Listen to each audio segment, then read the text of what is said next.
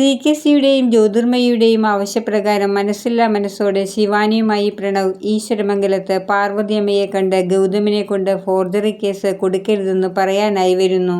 പ്രണവിനെ കണ്ട് പാർവതിയമ്മയ്ക്ക് സന്തോഷമാകുന്നു. പ്രണവെ, നീ വന്നല്ലോ എന്ന് പറഞ്ഞ് അകത്തേക്ക് കൂട്ടിക്കൊണ്ടുവരുന്നു.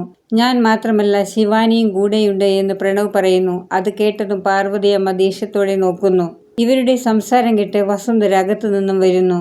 പുറത്തു നിൽക്കുന്ന ശിവാനിയെ കണ്ട് വസുന്ധര പറയുന്നു, നീ എന്താണ് ശിവാനി പുറത്തു നിൽക്കുന്നത്? ഈ വീട്ടിലകത്തേക്ക് വരാനുള്ള അധികാരം നിനക്കുണ്ട്. വീട്ടിൽ വരുന്നവരെ അകത്തേക്ക് ക്ഷണിക്കുന്ന മര്യാദ പോലുമില്ല എന്ന് പറഞ്ഞ് ശിവാനി അകത്തേക്ക് വരുന്നു.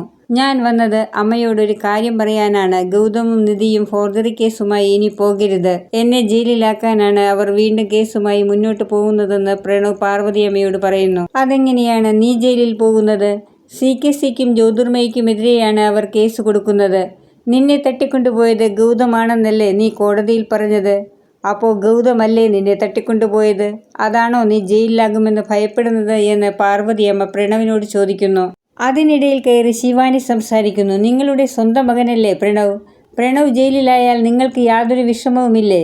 നീ മിണ്ടരുത്. നിന്നോട് എനിക്കൊന്നും സംസാരിക്കാനില്ല. ഞാനും എൻ്റെ മകനും തമ്മിലുള്ള കാര്യങ്ങൾ ഞങ്ങൾ പറഞ്ഞോളാം. ശിവാനി ഗൗതമിനെ ആക്ഷേപിച്ച് സംസാരിക്കുന്നു. അനാഥനായ ഒരുവന് വേണ്ടി എന്ന് ശിവാനി പറയുമ്പോൾ അവളെ പാർവതിയമ്മ തല്ലാനായി പോകുന്നു. ഉടനെ വസുന്ധര അത് തടയുന്നു. പ്രണവ് വീണ്ടും പാർവതിയമ്മയോട് ഗൗതമിനെ കേസിൽ നിന്നും പിന്തിരിപ്പിക്കണമെന്ന് പറയുന്നു. സി അങ്കിളിനും ജ്യോതി ആൻറ്റിക്കും ഞാൻ കാരണം ജയിലിൽ പോകാൻ ഇടവരരുത്. എന്നാൽ പാർവതിയമ്മ പറയുന്നു, ഗൗതമല്ല നിന്നെ തട്ടിക്കൊണ്ടുപോയതും ഒളിവിൽ താമസിപ്പിച്ചതും. അത് നിന്റെ പെറ്റമ്മയായ എനിക്കറിയാവുന്ന കാര്യമാണ്. നീ വിശ്വസിക്കുന്നില്ലെങ്കിൽ നിന്നെ അത് ബോധ്യപ്പെടുത്താൻ കേസുമായി ഗൗതമിന് മുന്നോട്ട് പോകണം. കേസ് ജയിക്കണം. എന്നാലേ യഥാർത്ഥ കുറ്റവാളി അകത്താകൂ. സി അയാളുടെ ബിസിനസ് പാർട്ട്ണറെ കാത്തു നിൽക്കുന്നു. ഗൗതം അത് കാണുന്നു. സിയുടെ അടുത്തേക്ക് പോകുന്നു. ഗൗതമിനെ കണ്ടതും സ്വന്തം തന്ത ആരാണെന്നറിയാത്തവനെന്ന് പറഞ്ഞ് വീണ്ടും സി കളിയാക്കുന്നു. ഗൗതമിനെയും നിധിയെയും പാർവതിയമ്മയെയും പ്രണവിനെ കൊണ്ട് ഈശ്വരമംഗലത്ത് നിന്ന് പുറത്താക്കുമെന്നും പ്രണവ് അയാൾ പറയുന്നത് കേട്ട് കുരക്കുന്ന ഒരു പട്ടിയാണെന്നുമൊക്കെ സി പറയുന്നത് കേൾക്കുമ്പോൾ ഗൗതം അയാളെ അടിക്കുന്നു. അങ്ങനെ സിയും ഗൗതമും തമ്മിൽ പൊരിഞ്ഞടി നടക്കുന്നത് നിർമ്മലാമ്മ കാണുന്നു. നിധിയെ വിളിച്ച് നിർമ്മലാമ്മ കാര്യം പറയുന്നു. എവിടെയാണ് സ്ഥലമെന്ന് നിധിക്ക് നിർമ്മലാമ്മ പറഞ്ഞു കൊടുക്കുന്നു.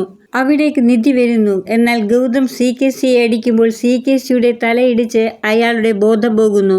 അയാളെ ഗൗതം കാറിൽ കയറ്റി ആളൊഴിഞ്ഞ ഒരു വീട്ടിൽ കൊണ്ടുപോയി കെട്ടിയിട്ടടിക്കുന്നു.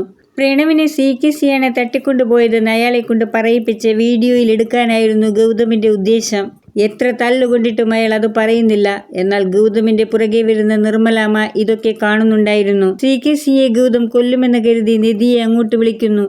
നിധി വരുന്നതോടെ ഗൗതമിനെ സിയെ തല്ലുന്നതിൽ നിന്നും പിന്തിരിപ്പിക്കുന്നു. അതേസമയം സിക്ക് ജ്യോതിർമയിയുടെ ഫോൺ വരുന്നു. ഫോൺ എടുക്കുന്നത് നിധിയായിരുന്നു. ജ്യോതിർമയിയോട് വീഡിയോ കോൾ ചെയ്യാൻ നിധി പറയുന്നു. അതിൽ സിയെ ഗൗതം അടിച്ചവശനാക്കിയത് കാണിച്ചു കൊടുക്കുന്നു. ഞാൻ ഇവിടെ വന്നില്ലായിരുന്നെങ്കിൽ നിങ്ങളുടെ ഭർത്താവിന്റെ ശവം ആംബുലൻസിൽ വരുമായിരുന്നു എന്ന് നിധി പറയുന്നു. അതിനുശേഷം സിയോട് നിധി പറയുന്നു, ജീവൻ വേണമെങ്കിൽ ഇവിടെ നിന്ന് പോയിക്കൊള്ളാൻ. പോകുന്നതിനിടയിൽ സി ഗൗതമിനോട് ഇതിന് ഞാൻ നിന്നോട് പ്രതികാരം ചെയ്യുമെന്ന് പറഞ്ഞാണ് പോകുന്നത്. ഓട്ടോയിൽ അവശനായി വരുന്ന സിയെ ജ്യോതിർമയി പരിഹസിച്ച് പറയുന്നു, നാണമില്ലേ മനുഷ്യ ഗൗതമിന്റെ അടി കൊണ്ട് വരാനെന്ന്.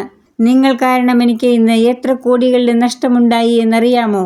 അടികൊണ്ട് അവശനായി നിൽക്കുന്ന എന്നോട് കോടികളുടെ നഷ്ടത്തിനെ കുറിച്ച് പറയാൻ നിനക്ക് എങ്ങനെ കഴിയുന്നു എന്ന് സി ചോദിക്കുന്നു.